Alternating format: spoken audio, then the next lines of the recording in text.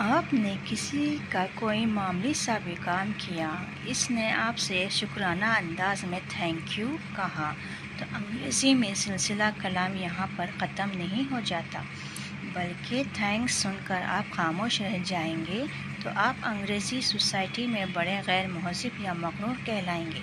اس کے جواب میں آپ کو مزید یہ لفظ ادا کرنا ہوگا۔ اٹس آل رائٹ، سب ٹھیک ہے۔ نو مینشن، کوئی بات نہیں۔ اٹس فائن، سب ٹھیک ہے۔ مائی پلیجر، یہ میری خوشی ہے۔ ویلکم، یو آر ویلکم، ذہن نصیب۔ 5 جملوں سے آپ خود اندازہ کر سکتے ہیں کہ آخری جملے میں زیادہ نرمی اور انکساری ہے۔ ویسے اوپر کے 2 جملے بھی کافی استعمال ہوتے ہیں۔